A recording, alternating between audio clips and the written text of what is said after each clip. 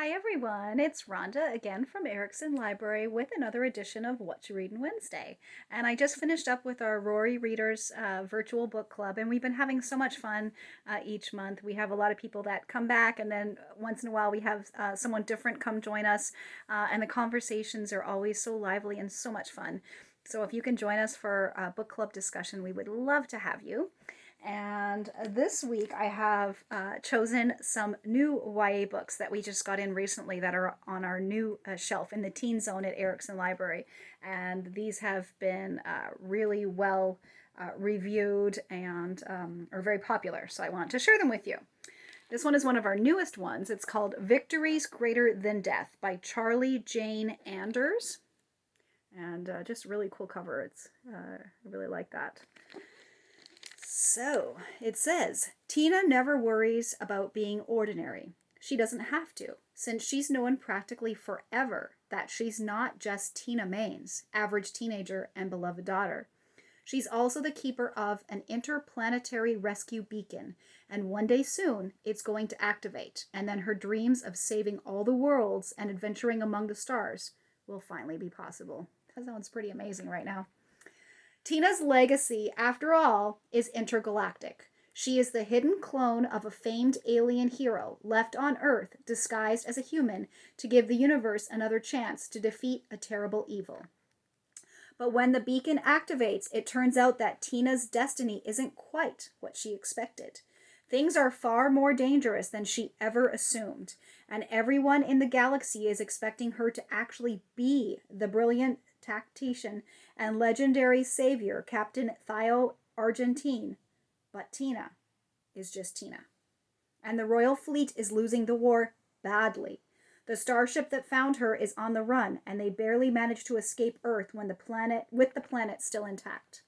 Luckily, Tina is surrounded by a crew she can trust, including her best friend Rachel, and she is still determined to save all the worlds. But first, she'll have to save herself.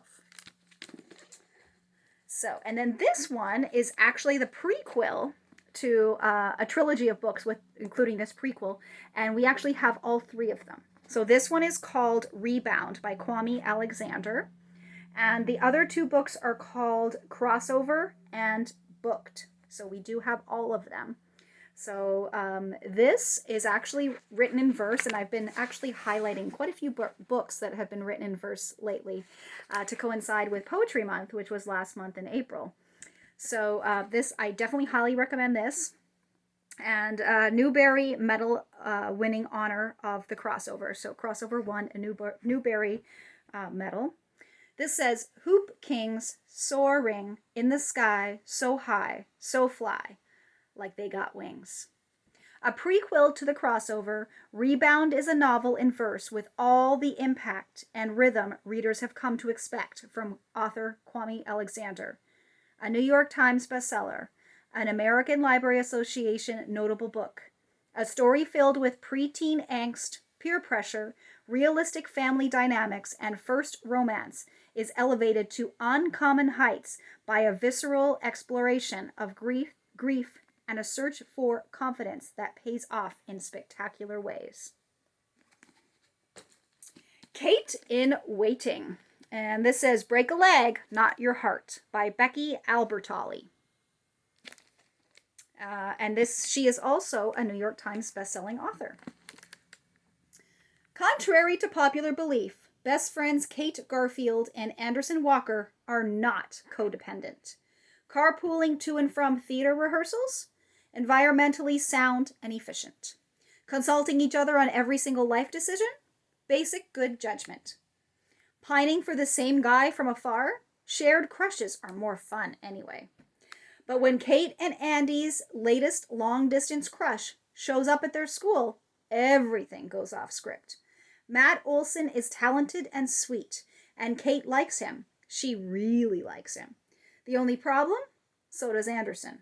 Turns out, communal crushes aren't so fun when real feelings are involved. This one might even bring the curtains down on Kate and Anderson's friendship. Kate in Waiting. And this one is called Love and Olives. And we got this in on the suggestion of one of our patrons. And it's by Jenna Evans Welch. And I know it has been super popular. If I've learned anything from the legend of Atlantis, it's this: stories evolve. They get passed down and twisted. And sometimes they come out okay. And other times they quadruple the size of continents or transport timelines to entirely different centuries. Mine and my father's story was like this until the summer I flew to Greece to write a new one, the right one. The only story that ever really mattered. Love and Olives. And I love these kind of stories because if you feel like you kind of need to be transported away somewhere different, it's great to read stories like that. And finally, we have Realm Breaker, and that's by Victoria Aveyard.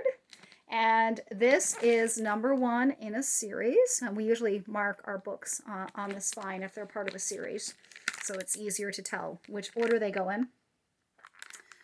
Save the world or end it.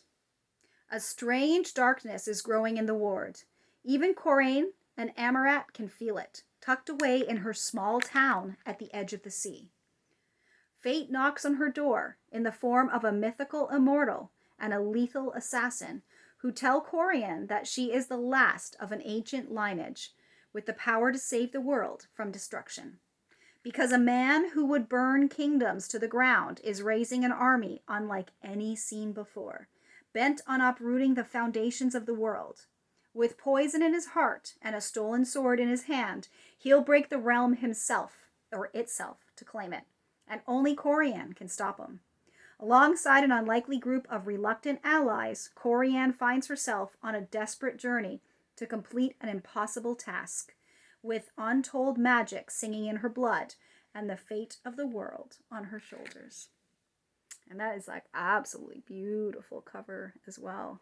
You can see it there. And I love the map, a very detailed map that's inside the book. It's neat when you kind of have different worlds in books and you can kind of look at it on the map. So those are my recommendations for some of the new books that we have in at the library. I hope you will come by soon to browse, or you are welcome to put things on hold and come pick them up, or we can deliver them curbside. We are here for you in whatever capacity you need, and we appreciate you being a patron of Ericson Library, and look forward to seeing you hopefully during our summer reading program, where we will have tons of programs, tons of prizes for all ages, kids, teens, and adults. So come check us out. Please follow our Facebook page, and we hope to see you soon. Happy reading. Bye-bye.